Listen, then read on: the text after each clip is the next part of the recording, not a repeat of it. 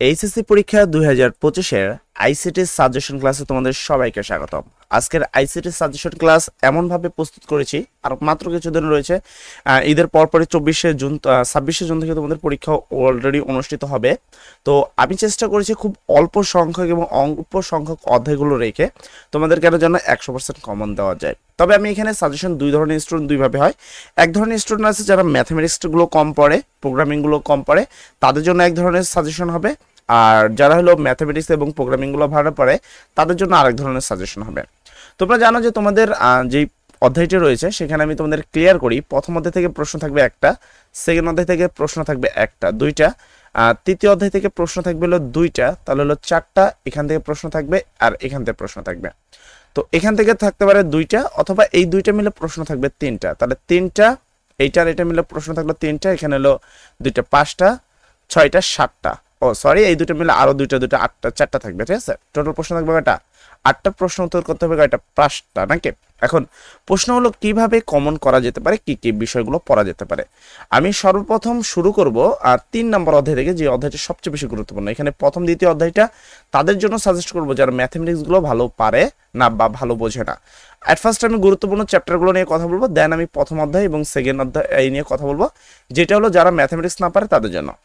তৃতীয় নম্বর অধ্যায় খুবই গুরুত্বপূর্ণ একটি অধ্যায়, যে অধ্যায়ের নাম হলো সংখ্যা পদ্ধতি। এই অধ্যায়টার মধ্যে কি কি পড়তে হবে, কোন বিষয়গুলো করতে হবে।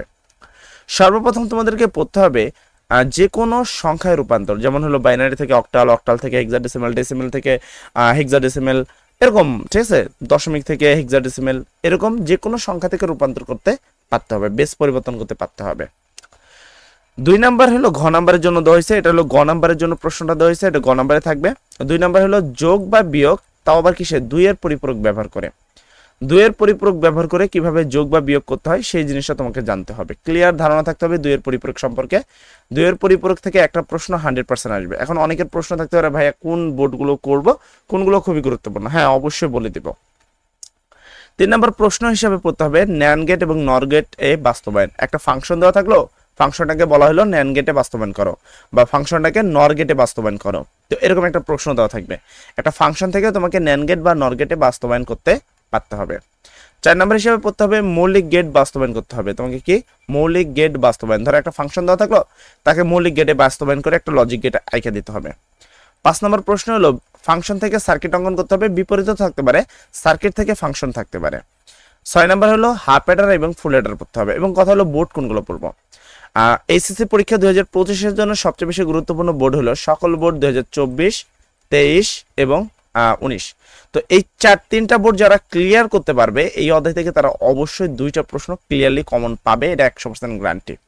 100% গ্যারান্টি যে এইখান থেকে 2টা প্রশ্ন কমন পাবে। তারপরে চলে যাবো আমরা পরবর্তী 4 নম্বর অধ্যায়, খুবই গুরুত্বপূর্ণ একটি অধ্যায়, যে অধ্যায়ের নাম হলো তোমার এইচটিএমএল এর যে বিষয়টা।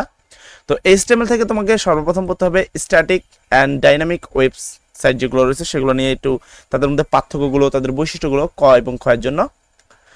3 নম্বর প্রশ্ন পড়তে হবে ওয়েব কাঠামো সম্পর্কে একটা ধারণা থাকতে হবে। ওয়েব কাঠামো থেকে প্রশ্ন থাকে, যেমন হলো তোমার মিশ্র ওয়েব কাঠামো রয়েছে, তারপর ট্রি ওয়েব কাঠামো রয়েছে, তারপর তোমার আরো বেশ কিছু ওয়েব কাঠামো কিন্তু তোমাদের রয়েছে, যে মোটামুটি 4 রকম ওয়েব কাঠামো রয়েছে।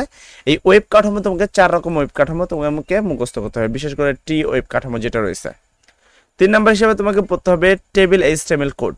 একটা টেবিল থাকবে, যেমন হলো ধরো একটা টেবিলের মধ্যে অনেকভাবে থাকে, কিন্তু টেবিলের মধ্যে কি থাকে, অনেক ক্ষেত্রে দেখা যায় যে এরকম ভাবে টেবিল থাকতে থাকতে 2টা রোয়ের জায়গায়, এরকম ভাবে 2টা রোয়ের জায়গায় একটা দাগ কাটা আছে, এরকম ভাবে, এরকম। তো এই ধরনের যে টেবিল বা কলাম বরাবর, যদি 2টা কলাম বরাবর একটা রো কাটা থাকে, সেক্ষেত্রে রো স্পেন কল স্পেনের যে এইচটিএমএল কোডগুলো রয়েছে সেগুলো ভালো করে করতে হবে, বিশেষ করে টেবিলের। তারপর এইচটিএমএল বা টেবিলের মধ্যে কিভাবে ইমেজ, লিঙ্ক অথবা লিস্ট এইচটিএমএল কোড তৈরি করতে হয় সেগুলো তোমাকে ভালো করে পারতে হবে। 5 নম্বর হিসাবে তোমাকে করতে হবে ওয়েব পাবলিশিং। ওয়েব পাবলিশিং এর যে বিষয়টা রয়েছে সেটা বিষয় জানতে হবে। এখন বলো কোন বোর্ডগুলো সবচেয়ে ভালো করে করবো। সকল বোর্ডের মধ্যে তোমরা করবে 24, 23 এবং 19। এই 3টা সালের বোর্ড যারা ক্লিয়ারলি পড়তে পারবে তারা 100% প্রশ্ন কমন পাবে, এটা 100% গ্যারান্টি। এখানে এই 3টা সালে যে বোর্ড করতে পারবে তারা 100% কমন পাবে। তোমরা যদি পারো, যদি আর সময় নেই 3টা সাল করলে এনাফ, যদি পারো 17টা করতে পারো। এরপর চলে যাবো আমরা 5 নম্বর প্রশ্ন। 5 নম্বর প্রশ্ন সম্পর্কে থাকে হলো তোমাদের কম্পাইলার, ইন্টারপ্রিটার, অথবা তারপর হলো অ্যালগোরিদম, ফ্লোচার্ট, সি প্রোগ্রাম। বিশেষ করে অ্যালগোরিদম, ফ্লোচার্ট, সি প্রোগ্রাম, এখান থেকে একটা প্রশ্ন 100% থাকবে। তারপরে তোমাদের আরেকটা প্রশ্ন থাকবে সূত্র, ধারা এবং কন্ডিশন। এই অ্যালগোরিদম, ফ্লোচার্ট, সি প্রোগ্রাম থেকেই সূত্র থেকে থাকতে পারে, ধারা থেকে থাকতে পারে, অথবা কি কন্ডিশন, অথবা যেমন ইফ গট পদ্ধতি, হুইল লুপ পদ্ধতি, ইফ ইফ তারপর ইফ ইললেস পদ্ধতি, যে পদ্ধতিগুলো রয়েছে সেই পদ্ধতিতে তোমাকে সূত্র, ধারা এবং কন্ডিশনগুলো ভালো করে ক্লিয়ার করতে হবে। বিশেষ করে তোমরা এখানে একটু বোর্ডগুলো পড়তে পারো, সকল বোর্ড 24, 23, 19, 17। এই 4টা বোর্ড তোমরা ভালো করে ক্লিয়ার করে নিতে পারো। এই 4টা বোর্ড ক্লিয়ার করলে আশা করি তোমার আর কোনো প্রয়োজন পড়বে না কিছু পড়ার। আচ্ছা, এবার আসি প্রথম দ্বিতীয় অধ্যায়ে, যে অধ্যায়টা আসলে তোমাদেরকে কি কি পড়তে হবে। আমরা প্রথমে 3, 4 এবং 5 নম্বর অধ্যায় নিয়ে কথা বললাম, যেগুলো খুবই গুরুত্বপূর্ণ অধ্যায়। এবং প্রথম অধ্যায় থেকে কি কি পড়তে হবে, প্রথম অধ্যায় থেকে যদি কেউ পড়ে সবচেয়ে বেশি গুরুত্ব দিয়ে পড়বে হলো কায়োসার্জারি, সবচেয়ে বেশি গুরুত্ব দিয়ে পড়তে হবে। তারপর জেনেটিক ইঞ্জিনিয়ারিং সবচেয়ে বেশি গুরুত্ব দিয়ে পড়তে হবে। ন্যানো টেকনোলজি খুবই গুরুত্ব ইম্পর্টেন্ট দিয়ে পড়তে হবে। এরপরেও তোমাকে পড়তে হবে ভিআর এবং এআই সম্পর্কে, স্মার্ট হোম এটা সম্পর্কে, আইওটি অথবা রোবোটিক্স যে বিষয়টা আছে পড়তে হবে, বায়োমেটিক্স সম্পর্কে পড়তে হবে, বায়ো ইনফরমেটিক্স সম্পর্কে পড়তে হবে। একটু হালকা ধারণা নিবা, বিশেষ করে গুরুত্ব দিবা কায়োসার্জারি সম্পর্কে বেশি গুরুত্ব দিবা, এই বিষয়ে বেশি সৃজনশীল প্রশ্ন আসে।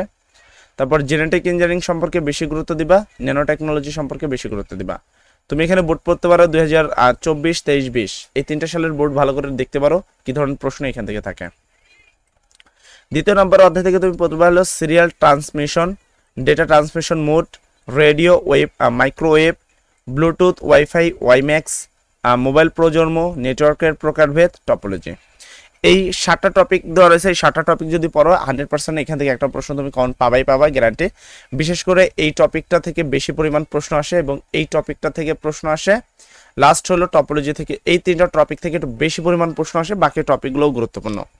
এইগুলো থেকে কোন কোন সালগুলো পড়বা, এগুলো থেকে তোমাকে সাল পড়তে হবে হলো 2024, 2023, 2020, এই কয়টা সাল তোমাকে পড়তে হবে। তো আইসিটি সম্পর্কে আমি একটা সুপার সাজেশন দিয়েছি, পরীক্ষা আর বেশি দিন নাই। আশা করি এই কয়টা পড়লে তোমার আর কিচ্ছু পড়ার প্রয়োজন হবে না। খুব শর্টকাট এবং সংক্ষিপ্ত একটি সাজেশন তোমাদের জন্য বিশেষভাবে প্রিপারেশন করেছি। আশা করি তোমরা ভালো করে পড়বা, ভালো করে বোর্ডগুলো যেগুলো বলছি সেই বোর্ডগুলো, সালের বোর্ডগুলো পড়বা, এমসিকিউ পড়বা, 100% প্রশ্ন কমন পাবা। যাই হোক, সবাই ভালো থাকবা, সবার জন্য দোয়া করি। আসসালামু আলাইকুম।